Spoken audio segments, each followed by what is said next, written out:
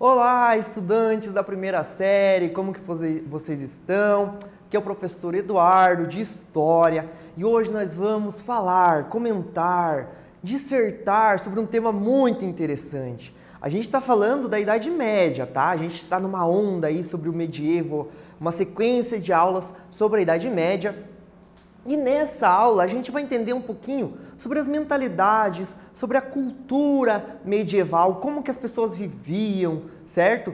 A gente vai entender a educação na Idade Média, como que funcionava a educação na Idade Média, tinha escola, tinha faculdade, não tinha? A gente vai ver durante essa aula, então fica aí porque a aula é muito interessante, hein? Então vamos lá para os nossos objetivos desta aula. Então, os nossos objetivos é conhecer a origem, olha que legal, pessoal, das universidades e conhecer a educação medieval. Então aqui a gente já tem um spoiler. Onde que começa a faculdade, as universidades? Em que idade? É na Idade Antiga, na Idade Média, contemporânea? A gente já vê aqui que vai começar, então, na Idade Média, o surgimento das primeiras universidades, né? E compreender a importância da religião no cotidiano e na cultura medieval. Sempre quando a gente vai tratar da Idade Média, pessoal, a gente tem que lembrar que o contexto ali, europeu, ocidental, e até a parte oriental com o Império Bizantino, que ele não deixa de existir ainda neste período, ele só vai deixar de existir lá também no fim da Idade Média, era um contexto muito religioso, né? E a religião, ela norteava todas as relações das pessoas. Então isso a gente nunca pode esquecer quando se trata de Idade Média ocidental, né?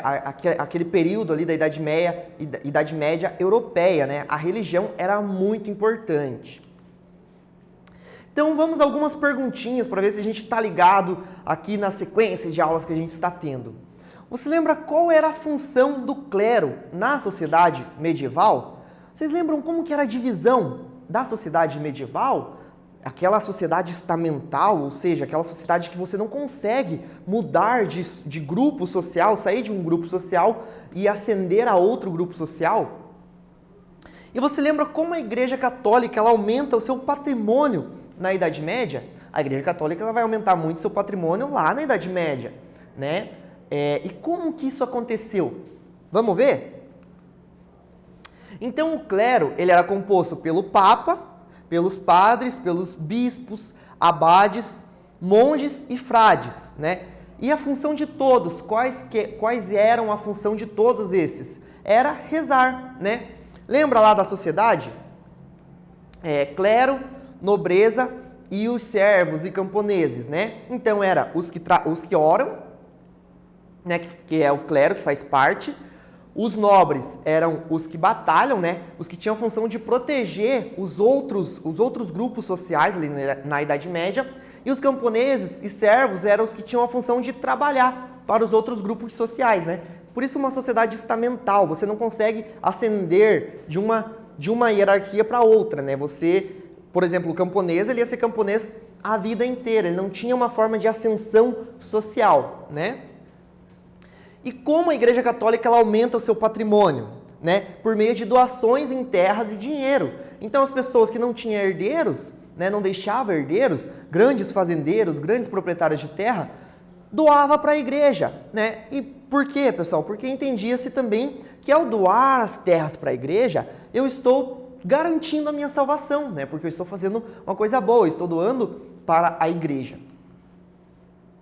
Então durante a Idade Média, né, que vai do século V ao século XV, ela, por muito tempo, ela é vista como um período de trevas, né? Já ouviram falar, pessoal? Vocês aí? Já ouviram falar, Idade Média, a Idade das Trevas, né? Ai, queimavam as pessoas na fogueira. Mas será que era só isso? Será que ela era essa Idade das Trevas? Nada de bom sai da Idade Média, né? E você concorda com isso, então? Será que era realmente isso? Não existia nenhum conhecimento na Idade Média? Não foi produzido conhecimento durante a Idade Média? Aqui a gente tem um monge escriba, né, medieval copiando um manuscrito, né?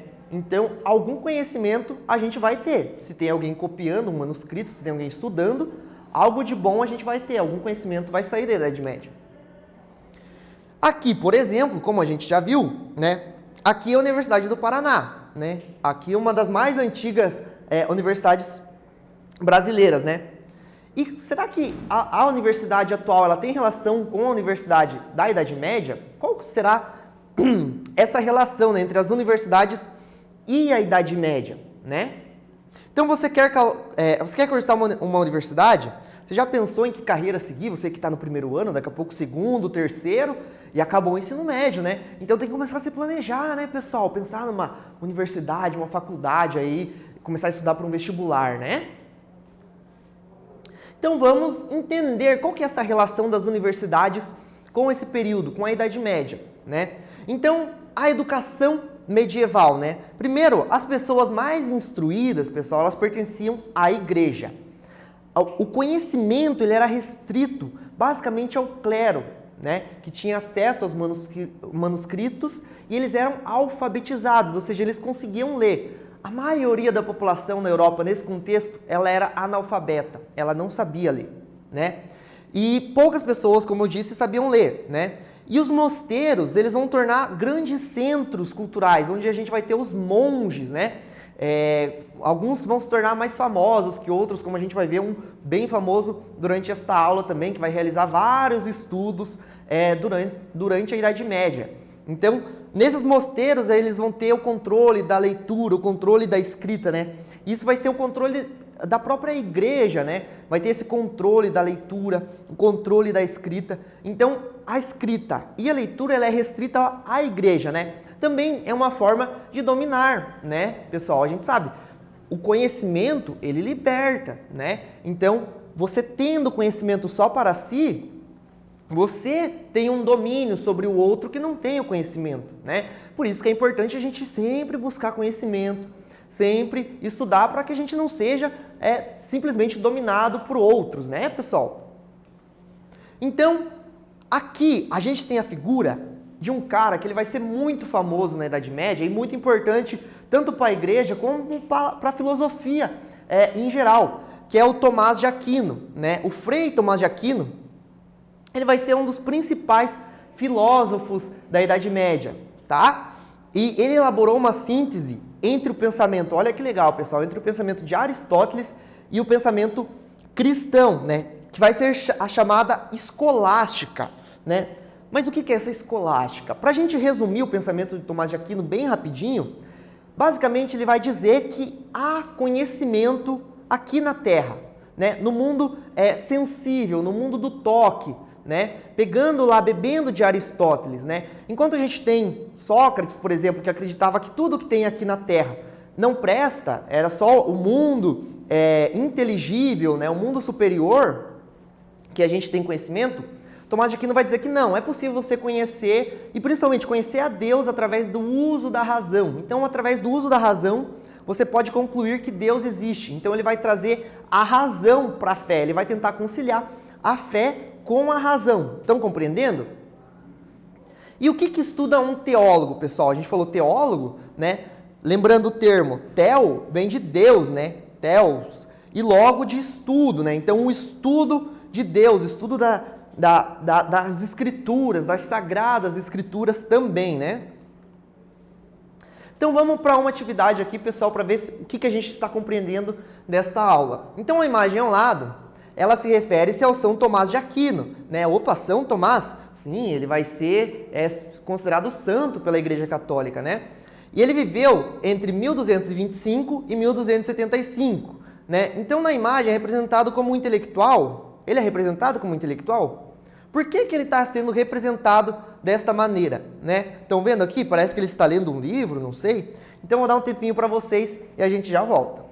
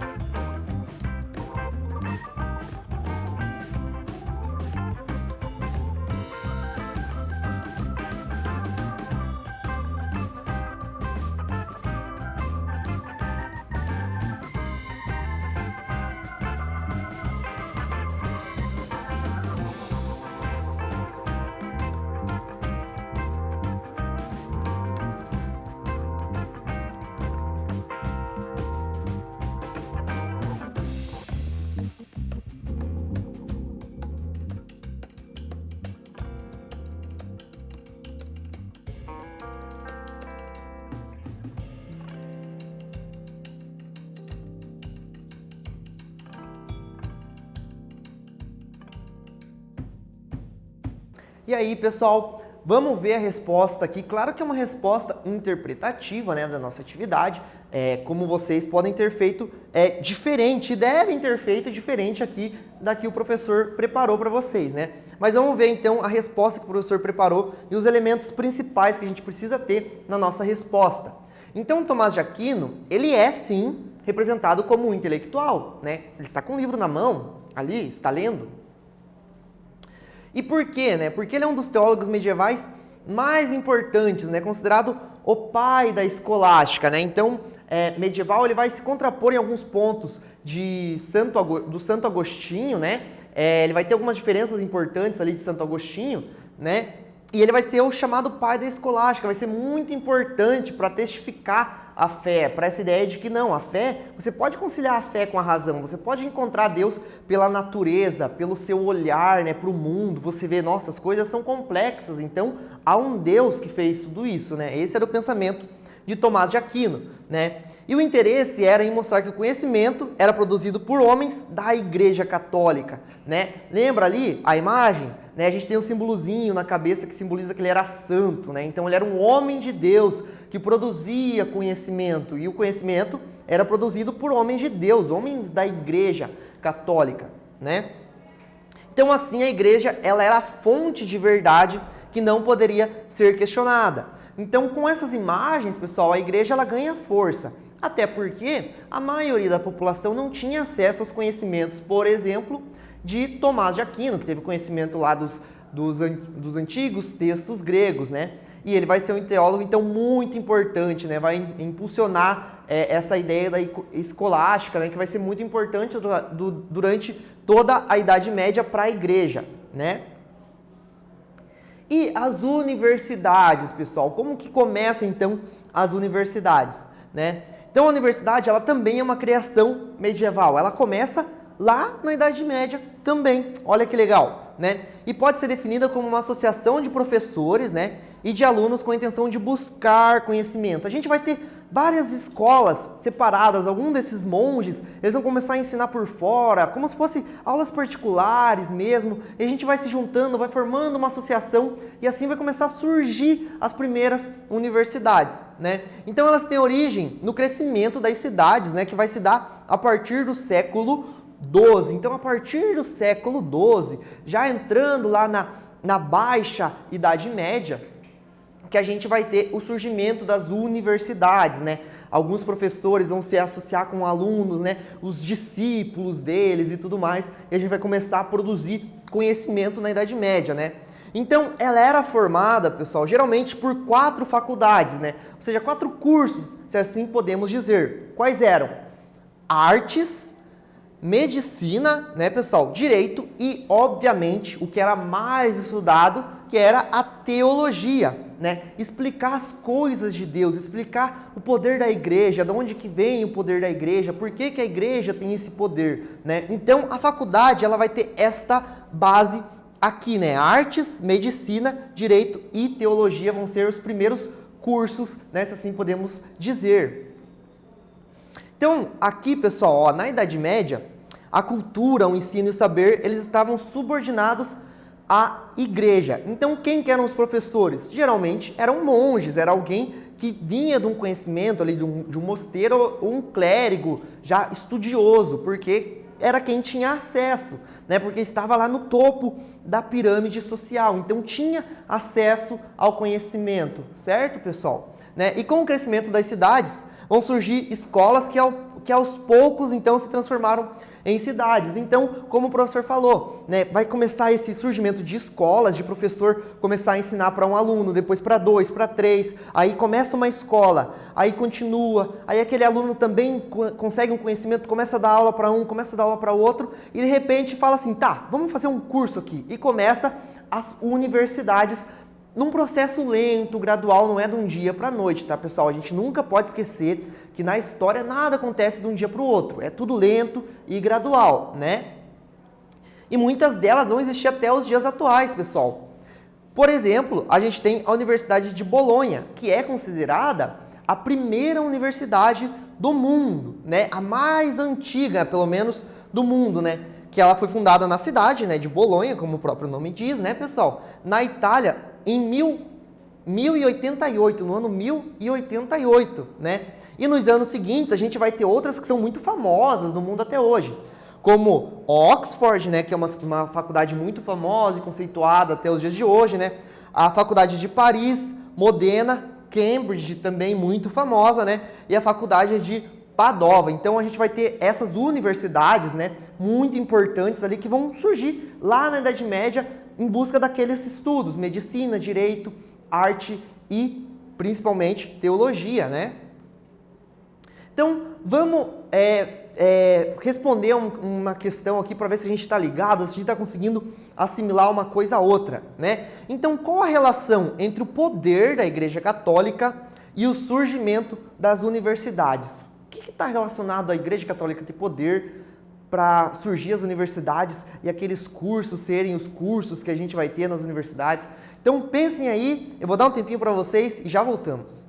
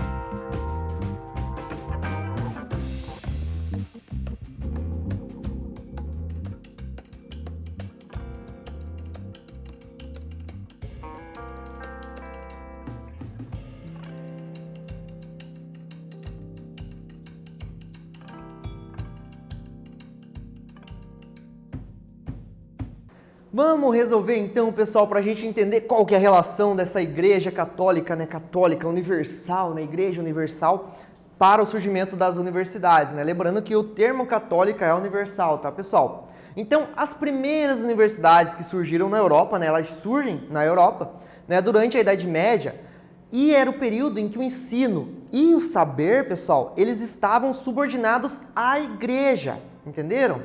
Então, portanto, esteve diretamente associado à consolidação do poder da Igreja de Roma.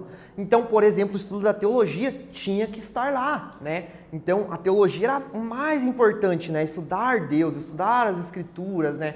O conhecimento sobre Deus, né? Então, era muito importante. Por isso, a Igreja vai financiar muitas vezes também o surgimento de universidades, tá? Vai auxiliar no surgimento das universidades. E agora a gente vai entrar num tema muito bacana também, pessoal, que é a questão das catedrais medievais. Quem que não se encanta com aquelas igrejas, né? Com aquelas vidraças lindas, aqueles vitrais coloridos? Isso tem um motivo e o surgimento é lá na Idade Média, né? Então a catedral, né, que é a igreja matriz de uma diocese, né, geralmente é comandada por um bispo, né, pessoal? Aqui, nosso país ele é católico, então a gente consegue ter exemplos do que é uma catedral, né? Aquela igreja, aquela matriz que a gente chama geralmente de a igreja matriz, que é uma das mais antigas da cidade, geralmente está no centro de uma praça, né?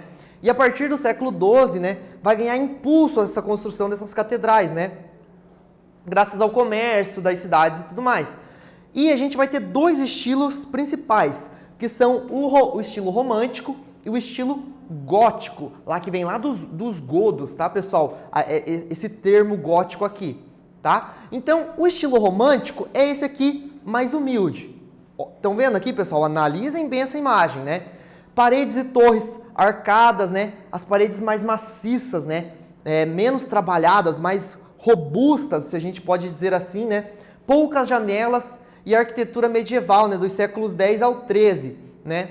E aqui a gente tem a fachada da Sé Velha de Coimbra. Então, estão observando aqui, pessoal? Observem bem essa imagem, ela não até parece com as catedrais que a gente tem hoje em dia, né? Aquelas torres mais altas, aqueles vitrais e tudo mais, tá? E o outro estilo, aí esse talvez seja mais visto atualmente nas nossas cidades, né? Aqui em Curitiba a gente tem esse estilo também, né? Que é o gótico, pessoal, né? Ele vai surgir lá no século XIII na França, né? Com arcos em ponta, né? Vitrais, né? Que criam essa atmosfera mais mística. Então, torres mais altas para mostrar a grandeza de Deus, para mostrar que na igreja você está mais próximo de Deus, né? E se destaca por essas torres altas, como o professor falou, e era mostrar pela arte a glória de Deus. Então, quando você entrava numa igreja dessas, pessoal, a gente via as iluminações, né, a luz batendo nos vitrais, isso encantava as pessoas que não tinham acesso à leitura, né? Então vamos para uma atividade aqui, pessoal. Observe a imagem ao lado, né? Ela trata-se de uma igreja em estilo gótico ou romântico. Então vamos observar essa imagem ao lado e vamos justifique. Ela é romântica? Ela é gótica? Eu vou dar um tempinho para vocês e já voltamos.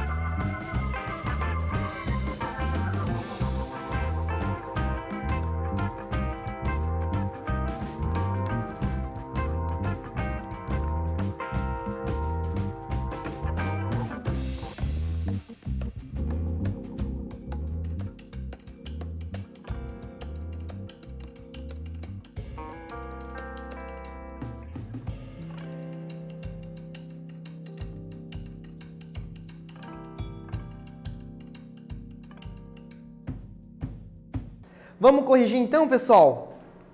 Então, como vocês podem ver, trata-se de uma igreja gótica, certo, pessoal? Então, torres altas, né, os vitrais, né, esses vitrais coloridos, pessoal, servia para a pessoa entrar e ficar, se sentir, né, deslumbrada, pessoal, com tudo aquilo, com aquelas luzes, né, sentia a presença de Deus naquele ambiente, mesmo que não entendesse o que estava acontecendo ali, né?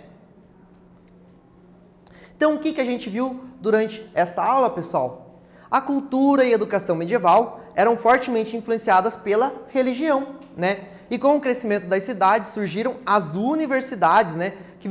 Que se constituíram como importantes espaços de saber na Idade Média. Então, a gente teve construção do conhecimento na Idade Média.